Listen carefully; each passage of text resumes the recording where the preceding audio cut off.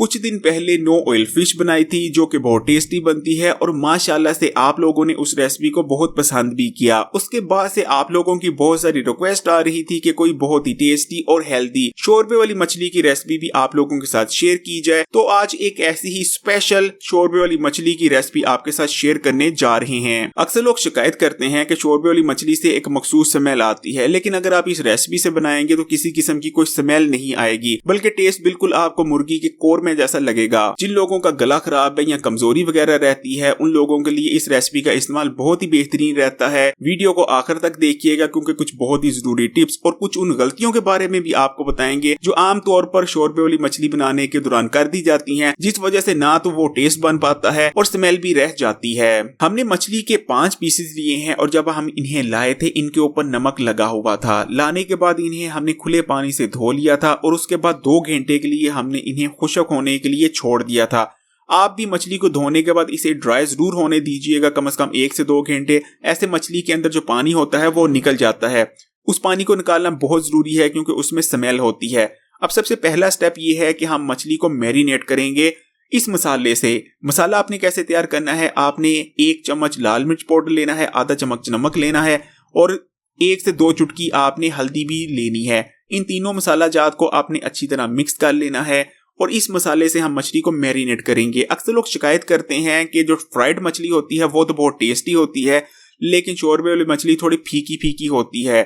तो इस स्टेप को अगर आप कर लेंगे तो मछली फीकी नहीं रहेगी, अंदर तक टेस्ट आएगा और बहुत, जिसको पंजाबी में कहते हैं, मछली करारी बनेगी। इस तरह आपने मछली पे मसाला पहले छिड़कना है और उसके बाद हाथों की मदद से इस मसाले को जज़ब करा देना है। अब हम तमाम मछली के पीसीस को टर्न अराउंड करेंगे और यही प्रोसेस हम दूसरी साइड पर भी रिपीट करेंगे। यकीन माने इस स्टेप को करके देखिएगा, मछली इतनी कि जबरदस्त टेस्ट देगी कि आपके घर वाले कह उठेंगे कि आज से पहले तो तुम्हें मछली बनाने नहीं आती थी और आज जो बनाई है अब हमेशा ऐसी रेसिपी को फॉलो करते हुए शोरबे वाली मछली बनाना। तो अब हमने इसको 2 घंटे के लिए मैरिनेट होने दिया था। आपने भी कम से कम 2 घंटे कम से कम मैरिनेट जरूर करना है। वैसे तो आप अगर 3 से 4 घंटे कर लेते हैं तो और जबरदस्त टेस्ट निकल कर आएगा। अब हम इन तमाम मछली के पीसीस को फ्राई कर लेंगे।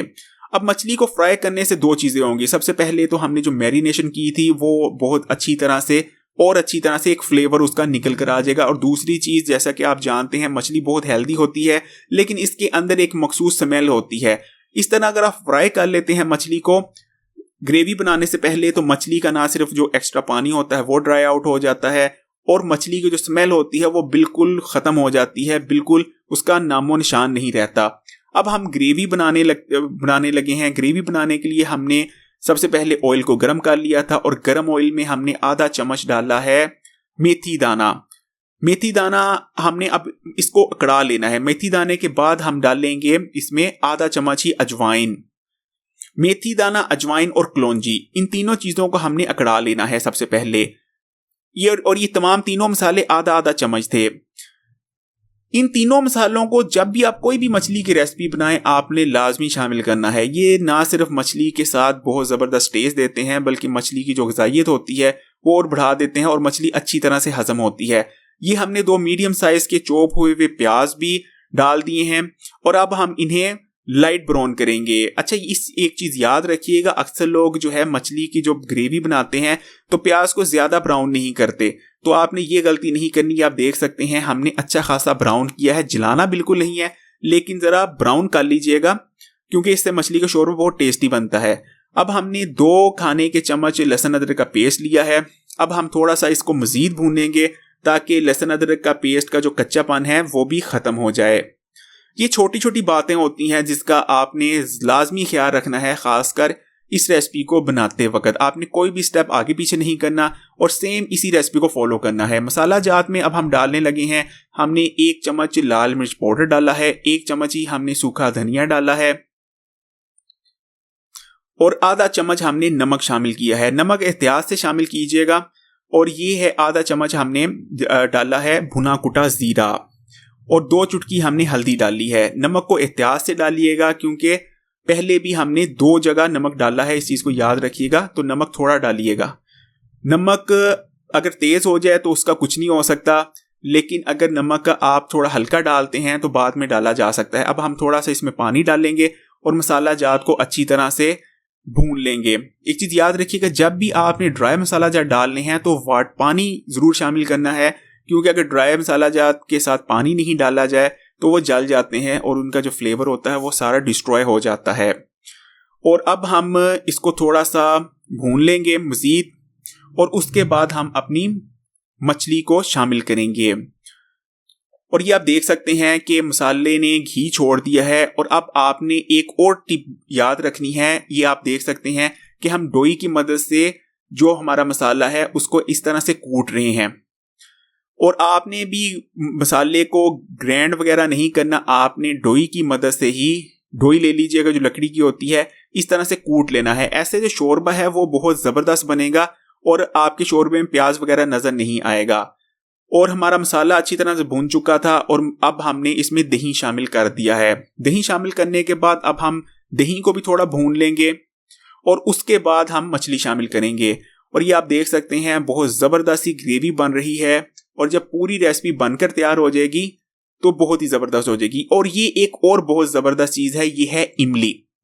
अब अक्सर खासकर जो बच्चे होते हैं वो शिकायत करते हैं कि मछली के शोरबे का जो टेस्ट होता है वो उन्हें इतना पसंद नहीं होता, लेकिन अगर आप इमली शामिल कर लेंगे तो यकीन माने जैसा कोरमे का टेस्ट होता है वैसे मछली के शोरबे का आपको टेस्ट आएगा। और एक दफ़ा आप बच्चों को किसी को भी खिला दीजिएगा, वो कहेगा कि दोबारा भी मुझे कल यही रेसिपी खानी है खाने में। तो इमली लाजमी शामिल कीजिएगा।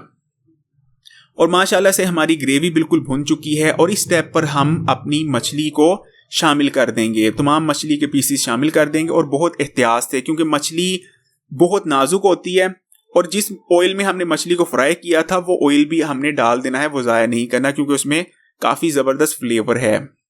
अब हमने मछली को पहले एक साइड से करना है और एक साइड हमारी हो गई थी, और अब हम इसको टर्न अराउंड कर देंगे। तमाम मछली के आपने पीसीस को एहतियात से टर्न अराउंड करना है, क्योंकि मछली बहुत जल्दी गल जाती है और हमने इसको तोड़ना नहीं है, क्योंकि मछली टूट जाए तो फिर मज़ा ही क्या। तो और माशाल्लाह से हमारी दूसरी साइड भी हो गई है और इस स्टेप पर हम इसमें पानी लगा देंगे।